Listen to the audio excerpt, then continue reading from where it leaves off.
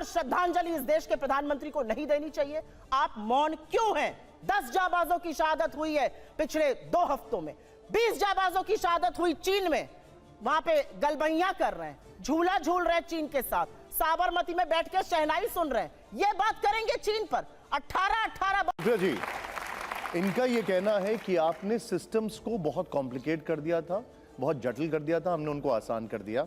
सुधांशु जी का ये कहना है कि हमने कई जगह टेररिज्म रोका, हमने पाकिस्तान को उसकी भाषा में जवाब दिया। उनका ये भी कहना है कि इकोनॉमिक ग्रोथ आज की तारीख में भारत की सबसे अच्छी है विज़ावी बाकी कंट्रीज। आपका इस पे टेक क्या है?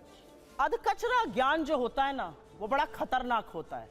जैसे आधा सच पूरे झूठ से ज्यादा खतरनाक होता है। ये व्हाट्सएप यूनिवर्सिटी के स्नातक लगते हैं मुझे। मोदी जी ने एक काम किया है, दुनिया की सबसे बड़ी फेक न्यूज फैक्ट्री बनाई है और दुनिया की सबसे बड़ी व्हाट्सएप यूनिवर्सिटी भारत में स्थापित करी है और हर चरण चुंबक उसका सदस्य है। आपको मैं बताती हूं, उन्होंने आतंकवाद पर बात बोली। निकालिए अपने अपने फोन अभी। पिछले 2 हफ्तों में राजौरी में और पुंछ में आतंकवादी हमले में हमारे 5 जवान राजौरी में और 5 पुंछ में शहीद हुए। इस देश के प्रधानमंत्री के पास एक क्रिकेटर की उंगली टूट जाने पर ट्वीट करने का वक्त है, लेकिन एक वक्तव्य इस देश के गृह मंत्री का, इस देश के प्रधानमंत्री का हमारे 10 जाबाजों की शहादत पर नहीं आता। आपको क्या लगता है, आप आतंकवाद को स्वीकारेंगे नहीं, एक्सेप्ट नहीं करेंगे कि हमारे जाबाजों की शहादत हुई है तो वो बंद हो जाएगा? उन परिवारों से पूछिए, क्या उनको सम्मान और श्रद्धांजलि इस देश के प्रधानमंत्री को नहीं देनी चाहिए? आप मौन क्यों हैं? 10 जाबाजों की शहादत हुई है पिछले 2 हफ्तों में, 20 जाबाजों की शहादत हुई चीन में, वहां पे गलबैया कर रहे हैं, झूला झूल रहे हैं चीन के साथ, साबरमती में बैठ के शहनाई सुन रहे हैं। ये बात करेंगे चीन पर? 18 बार प्रधानमंत्री चीन में गए, भगवान जाने क्या चीन से रिश्ता है तो चीन का नाम लेने में कतराते हैं। क्यों डरते हैं हमारे प्रधानमंत्री चीन का नाम लेने में? यह सवाल मैं पूछती हूं, यह सवाल देश पूछता है। 20 जाबाजों की शहादत हुई है। इन्होंने कुछ बातें बोली और उन बातों को बोलने से पहले मैं एक महिला हूं, आधी आबादी की बात कर लेते हैं। यहां से मुश्किल से 10 या 15 किलोमीटर दूर पर इस देश की सबसे डेकोरेटेड, सबसे सम्मानित वो लड़कियां जिन्होंने बड़े बड़ों को पटखनी देके हम सबके सीने गर्व से चौड़े किए हैं, 1 महीने से बैठी हैं और यौन शोषण का आरोप आपके सांसद पर लगा रही हैं। आपके मुंह से एक शब्द नहीं फूटता है, एक शब्द नहीं निकलता है मोदी जी के मुंह से, एक शब्द नहीं निकलता है अमित शाह के मुंह से। क्या ऐसी आपकी फंसी है ब्रिजभूषण शरण सिंह से कि आप नहीं बोलते हैं? ये सवाल मैं एक महिला होने के नाते पूछती हूँ, मैं एक महिला होने के नाते पूछती हूँ। बिल्किस बानो के अपराधियों को किसने रिहा किया? क्योंकि वो मुसलमान थी तो आप बोलेंगे नहीं? अंकिता ठाकुर का जिसने कत्ल किया, जिसने उसको जिस्म फरोशी में ढकेला, वो आपके विधायक का बेटा था। आप क्यों चुप हैं? आपने वहां पर इमारत ही गिरा दी कि सबूत ही ना मिले। आपका विधायक दोषी पाया गया है हत्या और सामूहिक बलात्कार का, कुलदीप सिंह सेंगर। ये बात करेंगे महिला सुरक्षा पर। ये चूड़ियां भेजते थे प्रधानमंत्री को, आज इनके मुंह से एक शब्द नहीं फूटता। महिलाएं इस देश की पूछ रही हैं और आपको भी पूछना चाहिए, क्यों चुप है मोदी सरकार जब हमारी बेटियां जंतर मंतर पर 1 महीने से बैठी हैं? उन लड़कियों के आंसू देखकर, और आज की खबर फिर से मैं कोट कर रही हूं, एक समर कैंप होता था साक्षी मलिक बनने के लिए, तमाम लड़कियां वहां पर आवेदन देती थी। आज की स्थिति यह है कि बलात्कार और यौन शोषण की खबरों के बाद एक एप्लीकेशन नहीं आई है। ये इस देश की बेटियों के साथ ये कर रहे हैं, ये हमें पाठ पढ़ाएंगे। इन्होंने एक बहुत बड़ी बात बोली और वो बात बोलते बोलते पाकिस्तान पर चले गए। आज तक इस देश का यह न्याय था कि आज तक आईएसआई ने हमारी जमीन पर पैर नहीं रखा था।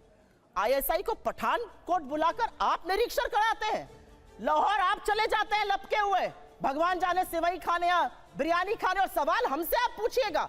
आसिया अंद्राबी आपका चेहरा बनती है श्रीनगर में और सरहद पार जाके आतंकवादी गतिविधियों में शामिल है।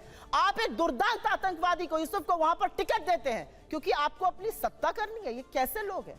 ये किस तरह के लोग हैं? ये जाबाजों की शहादत पर चुप रहेंगे, मणिपुर जलेगा ये चुप रहेंगे, ये प्रचार करते रहेंगे। इनको ये याद है कि इनको क्या क्या कहा गया।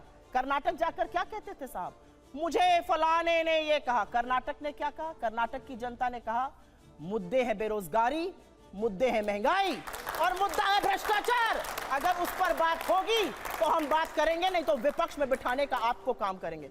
साहब हिमाचल गए थे, हार गए, कर्नाटक गए, हार गए, और ये विश्वगुरु बने फिरते हैं। इनकी बातें सुन लीजिए तो भारत शायद 1947 में ही आजाद हुआ हो, के बाद अब 2014 में आजाद हो गया हो। मेरा अपना मानना है कि कुछ बातें जब समझ में नहीं आती हैं उसको नहीं बार बार बोलना चाहिए। मैंने आपको एक बार पहले भी शो पे समझाया है। हम मैन्युफैक्चरिंग कर रहे हैं मोबाइल की, जी नहीं, हम मोबाइल फोन की असेंबली कर रहे हैं। हमारा जो इंपोर्ट का बिल बढ़ा है वो इसलिए बढ़ा है क्योंकि हम उतना पार्ट असेंबल कर रहे हैं, वैल्यू एडिशन नेगेटिव है। हमारा जो कार का एक्सपोर्ट का मार्केट था वो कम हो गया है।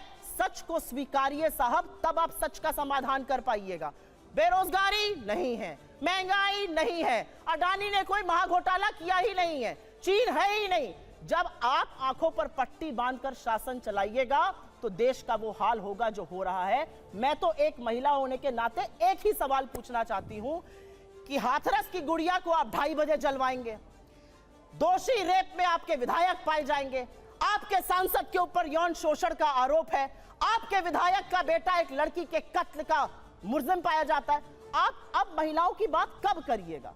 बेटी बचाओ बेटी पढ़ाओ का नारा देने वालों से यह सवाल मेरा है कि साक्षी मलिक और विनेश फोगट से आप कब मिलने जाइएगा, उसका जवाब दीजिए। जवाब दे दूं। उन्होंने पहलवानों का जिक्र किया और उसको उन्होंने महिलाओं से जोड़ा। बजाओ ताली, पहलवान बैठे एक महीने से, बजाओ ताली। ये यहाँ इस देश पर की बेटियां न्याय मांग रही हैं, बजाइए ताली। सुप्रिया जी, बजाइए। नहीं, मैं तो जनता से पूछना चाहती हूँ, इस देश मेरा की सवाल बेटियां ये न्याय है, मांग रही हैं, क्या तो निर्लज्ज ताली बजा रहे हो और बजाओ ताली, क्योंकि अच्छा, उसमें से कोई सवाल तुम्हारी ये- बेटी और बहन जनता पे निकल काहे हो हो रही सकती भाई? है।